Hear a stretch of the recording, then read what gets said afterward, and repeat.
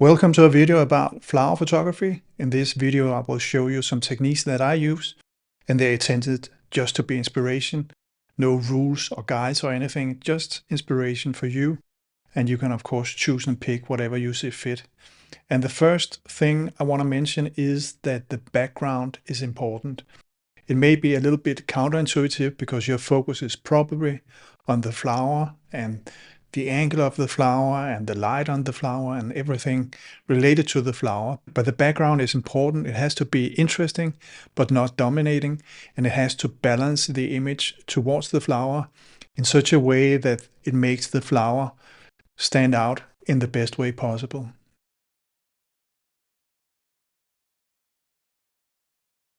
If you can't isolate the flower, you can bring your own background. You can see here I have a very simple solution. Maybe a bit too primitive. You may want to add a different background, maybe with some color, maybe more advanced than a piece of paper. But the point is that with this simple tool, you can make an image like this. Again, be careful that the background is not too simple. It still has to help your subject stand out. Use a flash is quite counterintuitive when the sun is shining, and many don't want to carry a big flash. This one from Cenico is super small, and I can assure you it won't add much weight to a camera. But you can also get a more advanced flash here from Godox.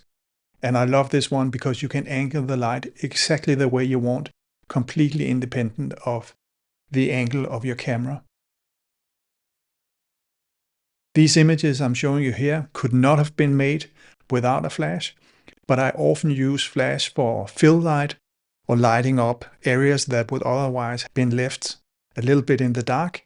So I can only recommend flash. It will probably be one of the biggest changes to your photography, and if you don't believe me, please give it a try.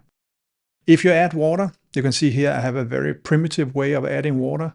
You can also wait until the rain sets in, or you can do this in many different ways.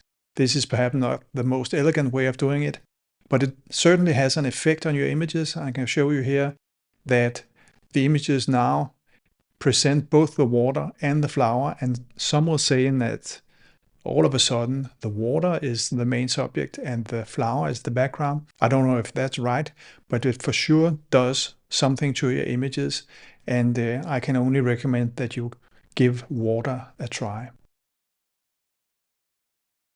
Black and white is counterintuitive in the sense that much about flower photography is the colors, the strong, vibrant colors. But black and white can draw out some structures, some textures that you and your viewers may not be aware of or may not have seen had the image been purely in color. So I think black and white photography has its place, and you can give that a try and see how your images turn out when you take away the color. It's removing information, and thereby I think it is also a simplification exercise, and it works really well in some cases.